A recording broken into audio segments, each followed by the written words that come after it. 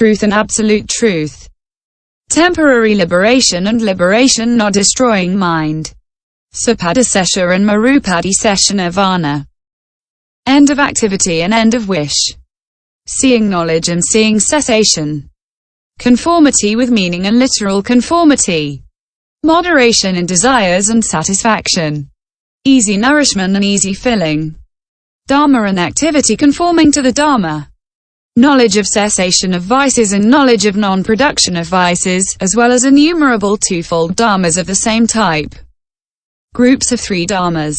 Furthermore, the bodhisattva knows the 3 paths. The paths of seeing, of meditation, and of the arhat. The 3 natures, cutting, separation and destruction.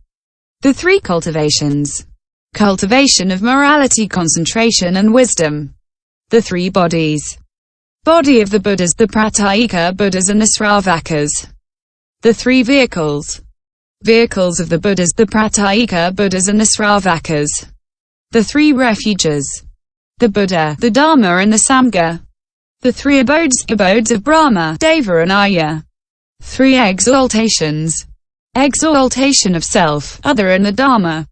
The 3 things not requiring secrecy. Bodily action, speech and mental action. The 3 sources of merit. Generosity, morality and meditation. The 3 equipments. Hearing, renunciation and wisdom, the 3 wheels or supernatural powers of the Buddha that allow him to transform himself, to inform another and to teach. The 3 doors to liberation. Emptiness and wishlessness, as well as innumerable threefold dharmas of the same type. Groups of 4 dharmas. The bodhisattva also knows the groups of 4 dharmas. The 4 foundations of mindfulness, the 4 right efforts, the 4 bases of miraculous power, the 4 noble truths, the 4 families of saints. The 4 fruits of the religious life. The 4 knowledges. The 4 beliefs. The 4 paths. The 4 means of winning over others. The 4 supports. The 4 good routes of penetration. The 4 paths, the 4 wheels of God and men, the 4 solidities, the 4 fearlessnesses, the 4 limitless ones, as well as innumerable fourfold dharmas of the same type. Groups of 5 dharmas. He also knows the groups of 5 dharmas. The 5 asikses. The 5 exits. The 5 liberations. The 5 senses. The 5 powers. The 5 great gifts. The 5 knowledges. The 5 anagamans. The 5 heavens of the Sudhavasardevas. The 5 antidotes. The concentration of the 5 knowledges.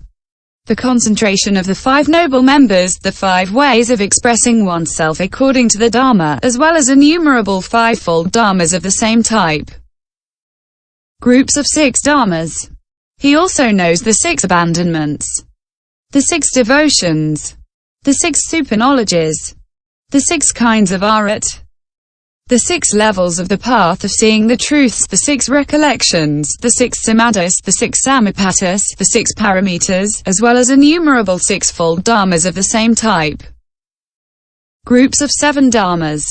He also knows the 7 wings of enlightenment. The 7 riches.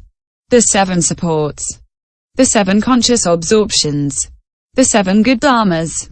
The 7 knowledges. The 7 destinies of good people. The 7 purities, the 7 meritorious material works and the 7 non-material meritorious works, the 7 auxiliary absorptions, as well as innumerable sevenfold dharmas of the same type. Groups of 8 dharmas. He also knows the eightfold noble path. The 8 liberations. The 8 spheres of mastery. The 8 minds of the great man, the 8 kinds of exertion, the 8 purusas, the 8 strengths of the arhat, as well as innumerable other dharmas of the same type. Groups of 9 dharmas. He also knows the 9 successive absorptions. The 9 members of the causal chain starting from name and form up to birth and death. The 9 pure knowledges leading to the knowledge of the destruction of the vices, the 9 pure levels or the path of meditation of 9 stages, as well as innumerable dharmas classified into 9s. Groups of 10 dharmas. He also knows the 10 dharmas of the Siksa. The 10 aspects of a corpse. the 10 knowledges, the 10 spheres of totality, the 10 mental events accompanying every good mind, the 10 strengths of the Buddha, as well as innumerable tenfold dharmas of the same type. Other numerical groups.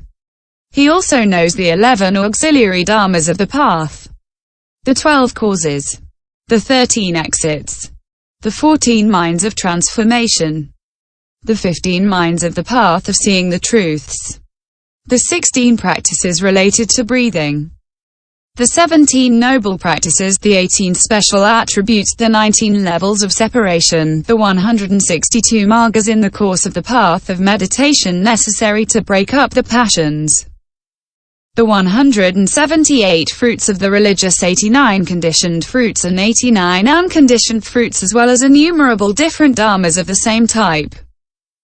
Arising and cessation, increase and decrease, acquisition and loss, defilement and purification. The Bodhisattva knows all of that. 3. Characteristics and emptiness of self-nature. Knowing all these dharmas, the bodhisattva-mahasattva introduces them into the emptiness of self-nature and experiences no attachment for dharmas. He surpasses the levels of the sravakas and pratyrekabuddhas. He enters into the state of bodhisattva. Having entered into the state of bodhisattva, he distinguishes the various types of dharmas, saves beings and causes them to obtain the triple vehicle by means of his great compassion and the power of his skillful means. Thus, a skillful artisan, by the power of remedies, can transform silver into gold and gold into silver. Question. If dharmas are really empty of self-nature, why does the bodhisattva still distinguish their various names and does not limit himself to preaching their essential emptiness? Answer. The bodhisattva-mahasattva does not claim that emptiness can be grasped or accepted.